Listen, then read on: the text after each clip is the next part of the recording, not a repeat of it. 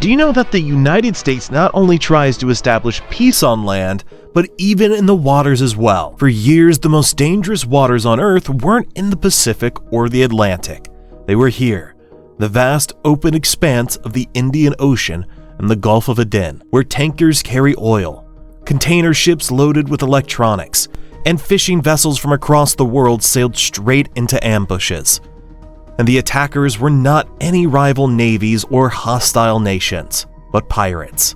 Yes, pirates in the 21st century. Not the kind with eye patches and parrots. These were desperate men in fast wooden skiffs, armed with AK-47s and rocket launchers, ready to take on ships the size of skyscrapers. For a time, they held the world hostage.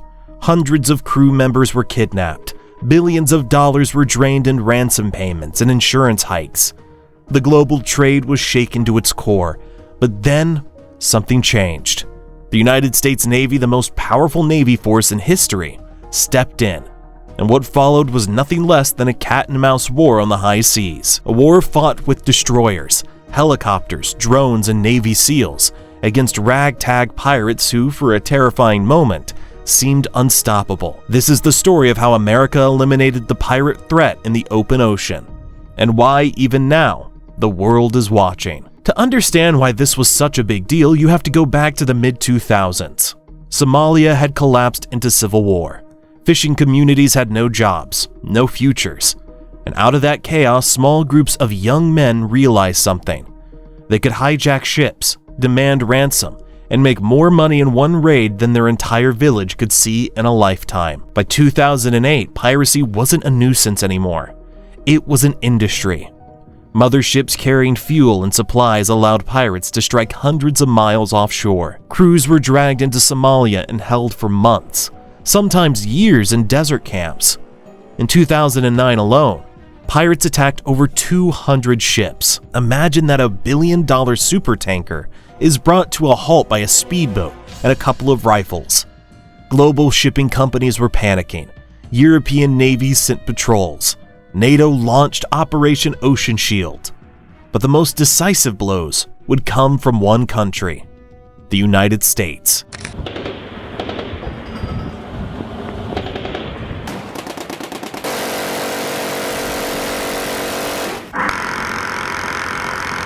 In April 2009, the Maersk Alabama, an American cargo ship carrying food aid, was steaming through the Indian Ocean. Suddenly, it was swarmed by a group of Somali pirates. 4 armed men climbed aboard. The crew resisted, disabled the ship, and hid in the engine room. But the captain of the ship, Richard Phillips, was taken hostage and dragged into a lifeboat. What followed gripped the world. The USS Bainbridge, a guided missile destroyer, raced to the scene. Alongside it, the USS Halliburton and USS Boxer. U.S. Navy SEALs snipers were flown in, setting up on the deck, watching the tiny lifeboat bobbing in the waves. For 5 tense days, the standoff dragged on. The pirates demanded millions. The Navy tightened its circle. And then came the order. In a split second, 3 SEAL snipers fired 3 shots. All 3 pirates were killed instantly, and Captain Phillips was pulled out alive. That moment, captured in headlines and later turned into a Hollywood movie, was more than just a rescue. It was America sending a message. Attack our ships, and we will come for you.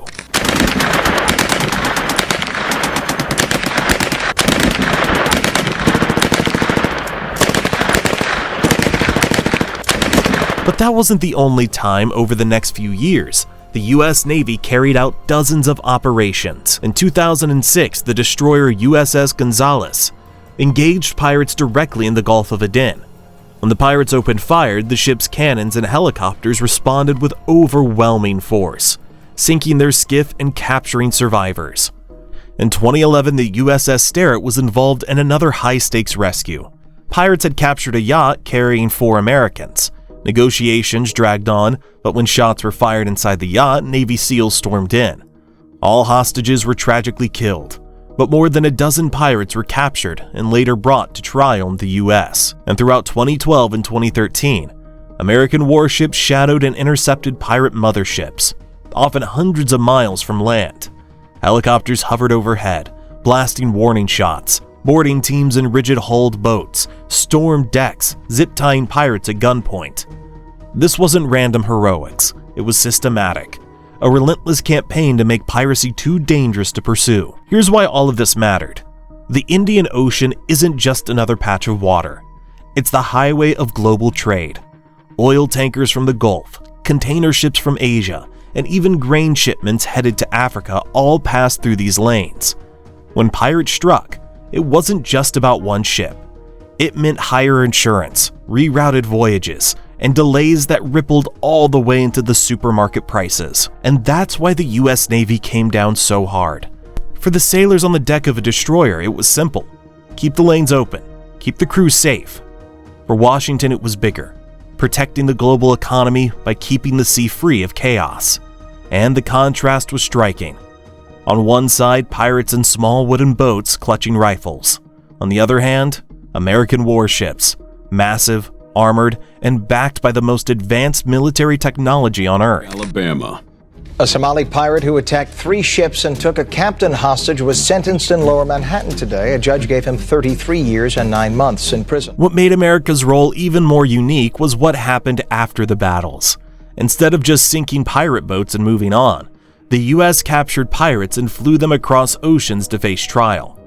In New York, Virginia, and Washington, D.C., Somali pirates found themselves standing in federal courtrooms. A world away from the dusty villages they came from, some were sentenced to life in prison. For the first time in modern history, piracy wasn't just a game of catch and release. It was being treated as a crime with global consequences. And that mattered, because word spread quickly. The risks were higher, the ransom smaller, and the odds of survival were much worse. Every successful mission had ripple effects. Crews from India, Pakistan, and the Philippines, and Europe were saved by US ships. Families around the world owed their loved ones' safety to American intervention, and global shipping companies began to quietly rely on US naval patrols more than any other nations. In other words, hard military power was building soft diplomatic power. The US was earning influence not by speeches, but by action, by keeping the ocean safe.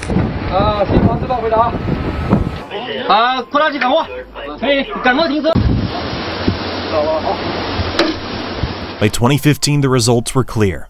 Pirate attacks in the region had dropped by more than 90%. International task forces, led by NATO but heavily supported by the US, had squeezed the lifeblood out of the pirate economy. Insurance rates fell, trade normalized, and for a while the world could breathe easier. But piracy never fully dies, it mutates.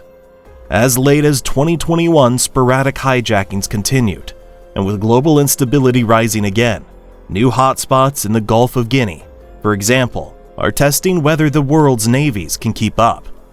The story isn't just about Somali pirates, it's about what control of the seas really means.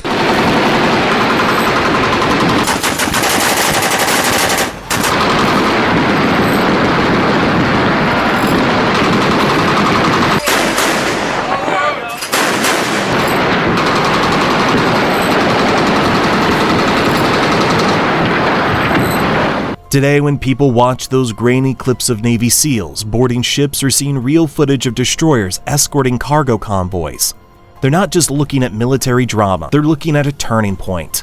A moment when ragtag pirates challenged the system of global trade and were crushed by overwhelming force. The American message was clear. You can hijack fishing boats, you can threaten tankers, but if you take on the US Navy, your story will end at the bottom of the sea, or in a federal prison. And that's why for more than a decade, piracy in the open ocean has been in retreat. Because when America decided enough was enough, the high seas stopped being a playground for pirates and once again became a highway for the world.